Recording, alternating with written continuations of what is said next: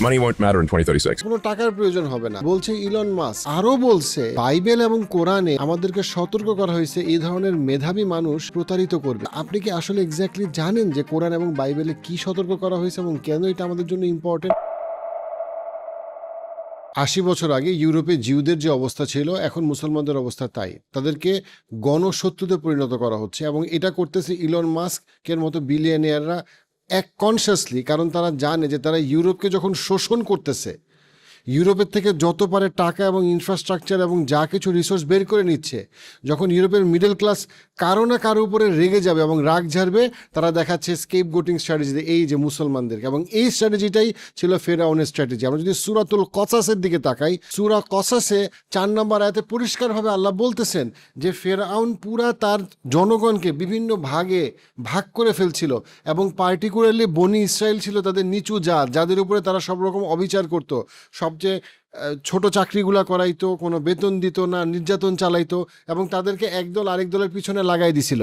এবং এই সেম কথাটা বাইবেলের এক্সোডাসে আছে। বাইবেলের এক্সোডাসে ১ থেকে ১০ নম্বর লাইনগুলো যদি আপনি পড়েন, আপনি ক্লিয়ারলি দেখবেন যে ফেরাউন তার মানুষদেরকে বলতেছে, দেখো এই বনি ইসরায়েলের লোকদের সংখ্যা, ঐতিহাসিকভাবে কিন্তু একই ঘটনার কথা কোরআন এবং বাইবেল বলতেছে। ফেরাউন তার লোকদেরকে বলছে, দেখো এই বনি ইসরায়েলদের সংখ্যা তো অনেক বেশি হয়ে গেছে এবং তারা একসময় আমাদেরকে আঘাত করতে আসবে, আমাদের বিরুদ্ধে যারা যুদ্ধ করবে তাদের পক্ষে গিয়ে সে দাঁড়াবে, এরা নিচু জাত, এদের বিরুদ্ধে আমাদেরকে ব্যবস্থা নিতে হবে। এবং ফেরাউন বলতেছে এই বনি ইসরায়েল, এই নিচু জাতের বিরুদ্ধে আমাদেরকে শক্ত হইতে হবে। অথচ পুরা জাতিকে শোষণ করতেছিল কিন্তু ফেরাউন। ওই ফেরাউন বাইবেলে বলতেছে যে তাদের একদল এবং আরেক দলের মধ্যে বিভক্তি তৈরি করতেছে এবং শত্রু তৈরি করতেছে সবচেয়ে দুর্বল সমাজের সবচেয়ে দুর্বল নিচু শ্রেণী বনি ইসরায়েলকে। অর্থাৎ এই যে কৌশলটা, যে কিভাবে আমি একটা জনগণ এবং জাতিকে এক্সপ্লয়েট করব, নির্যাতন করব, করে তাদের মধ্যে আমি একটা গন্ডগোল লাগায় রাখবো, তাদের মধ্যে আমি একটা গ্যাঞ্জাম লাগায় রাখবো। এই জিনিসটা কিন্তু ব্রিটিশরাও হিস্টোরিক্যালি করছে। তারা যখন আফ্রিকায় গেছে, আফ্রিকায় বিভিন্ন ভাগে বিভক্ত করছে।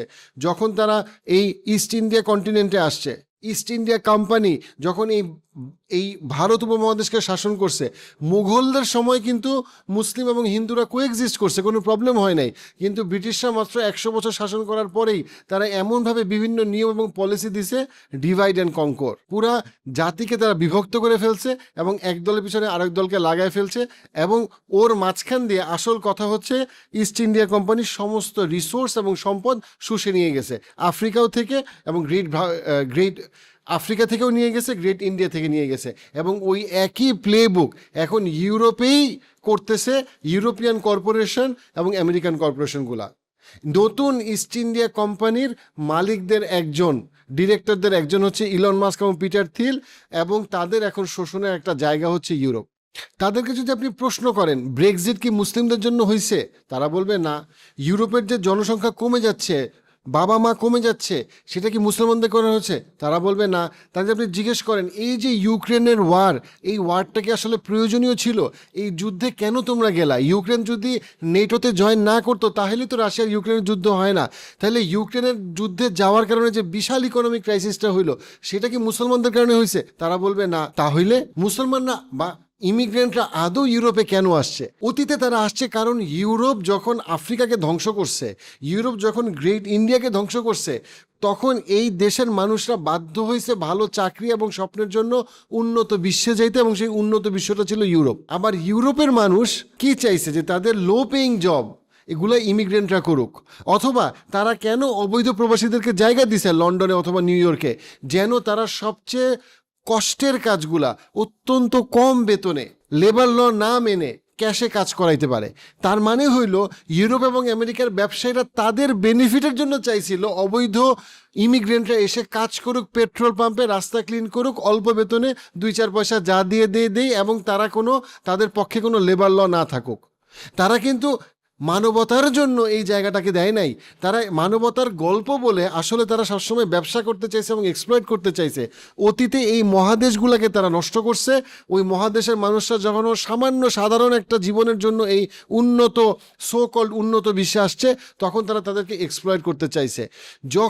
যখন আফ্রিকান ইমিগ্রেন্টরা ইউরোপিয়ান কোনো দেশের জার্সি পরে ওয়ার্ল্ড কাপ জিতে অথবা গোল দেয়, তখন তারা বলে ডেমবেলে ফ্রান্সের প্লেয়ার, লুকাকু বেলজিয়ামের প্লেয়ার। কিন্তু যখনই কোনো ইমিগ্রেন্ট অত সে মুসলমান হতো বা আফ্রিকান হোক, সে যখন কোনো খারাপ কিছু তখন বলে এই আফ্রিকানরা, এই মুসলমানরা আইসা আমাদের দেশ ধ্বংস করে ফেলছে।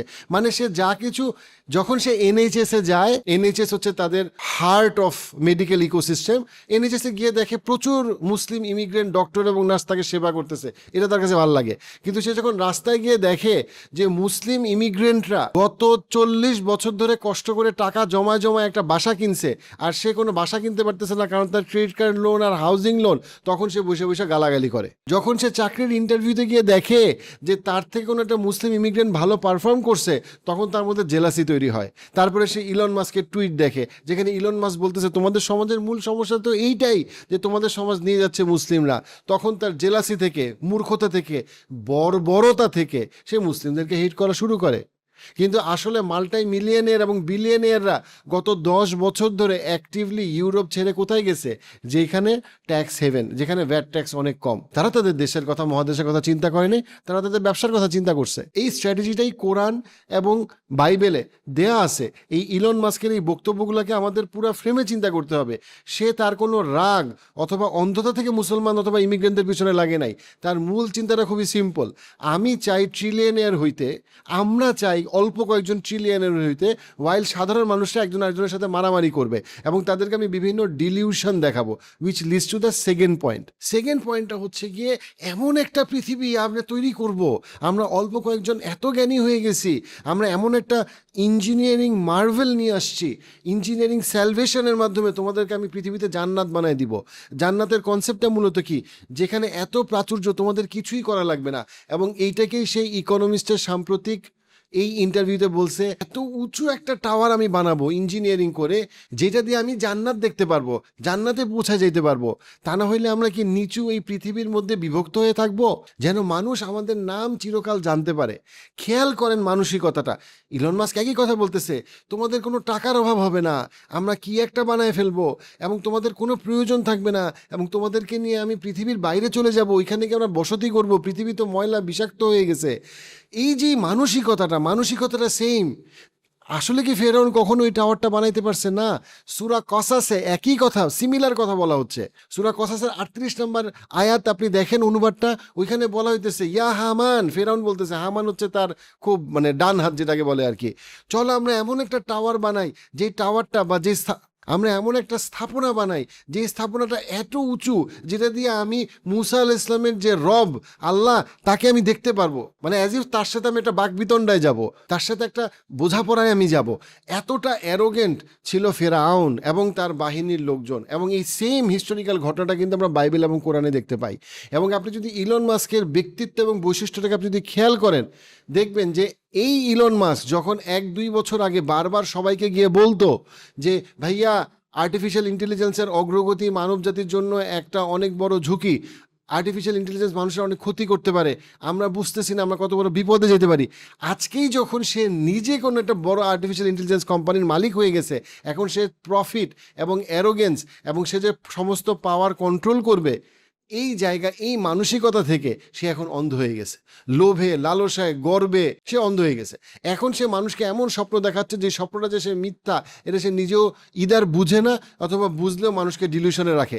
কারণ সে মানুষকে বুঝাতে চায় তোমরা খালি এই আর্টিফিশিয়াল ইন্টেলিজেন্স কোম্পানিগুলোর জন্য অপেক্ষা করো, নেক্সট আপডেটের জন্য অপেক্ষা করো, তারা তোমার সব অফিসের কাজ করে দিবে, সমস্ত কোম্পানি কর্পোরেশনের সব কাজ তারা করে দিবে, তোমার কিছুই করতে হবে না। আর্টিফিশিয়াল ইন্টেলিজেন্স সমুদ্রের নিচ থেকে সম্পদ নিয়ে আসবে, পৃথিবীর বাইরে থেকে সম্পদ নিয়ে আসবে, তোমাদের তো কোনো কাজ থাকবে না। এটা কি কখনো পৃথিবীর ইতিহাসে হয়েছে বা সম্ভব? না। এটা কি আল্লাহ আজ্জা ওয়া জাল আমাদেরকে যে গাইডলাইন দিয়েছে সেই গাইডলাইনের সাথে সামঞ্জস্যপূর্ণ না। বরং তারা আসলে এমন একটা পদ্ধতি তৈরি করবে যেটাতে তারা অল্প কয়েকজন হবে রাজা আর আমরা সবাই হব প্রজা। কারণ আমাদের সমস্ত ডেটা, সমস্ত ইনফরমেশন, সেটা ব্যাংকিং ইনফরমেশন হোক, হেলথের ইনফরমেশন হোক, সব কিছু তাদের উপরে ডিপেন্ডেন্ট আমাদেরকে হইতে হবে। এটাই তারা চায়, যে আমাদের ভবিষ্যৎ বিনির্মাণের দায়িত্ব আমরা তাদের উপরে দিয়ে দেই এবং আল্লাহ আজ্জা ওয়া জালকে ভরসা করে, নিজেরা পরিশ্রম না করে তাদের উপর আমরা ভরসা করে বসে থাকি। 3 নাম্বারটা যেটা, সেটা হচ্ছে তাদের অ্যারোগেন্স, তাদের অত্যন্ত সম্পদ এবং সেই সম্পদ থেকে তাদের যে অ্যারোগেন্স।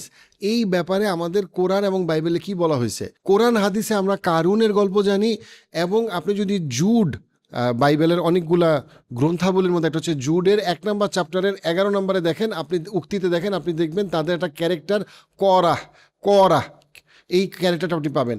হিস্টোরিক্যালি আমাদের যারা কোরআনের মুফাসসিরগণ তারা বলছেন যে এই দুইটা একই হিস্টোরিক্যাল ক্যারেক্টার, দুইটাই হচ্ছে গিয়ে মুসা আলাইহিস সালামের যারা সমসাময়িক ওদের এবং তার পরবর্তী জেনারেশনের সমসাময়িক ঘটনার কথাই বোধ কোরআন এবং বাইবেল বলতেছে। মানে হিস্টোরিক্যালি দুইটা সেম এবং সিমিলার ক্যারেক্টার।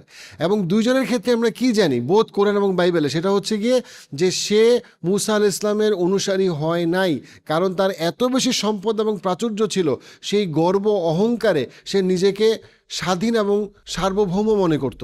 এবং আপনি যদি পিটার থিলের ইন্টারভিউ দেখেন, অ্যান্টি ক্রাইস্টের ফিলসফিটা দেখেন, You would prefer the human race to endure. Well, This is a long hesitation. এবং আপনি যদি ইলন মাস্কের ইন্টারভিউটা দেখবেন, আপনি জাস্ট দেখবেন যে তারা সারা পৃথিবীকে সামনে কি হবে, কেমনে হবে, সব কিছুকে তারা এককভাবে নিয়ন্ত্রণ করতে চায়, প্রত্যেকটা পলিসিকে সে নিয়ন্ত্রণ করতে চায়। এখন আমি সব গরিবগুলারে বলবো, ও তোরা কেন গরিব, কারণ you are the takers, we are the makers, যেভাবে এই বিলিয়নেরা বলে। তারা সব কিছু মনে করে এটা আমাদের অর্জন, এটা আমাদের জ্ঞান, এবং এই জায়গাটা থেকেই তাদের পতনের শুরু। এই ভিডিও ক্লিপসগুলো যদি আপনি মিস করতে না চান, পার্সপেক্টিভ ক্লিপসে সাবস্ক্রাইব করুন।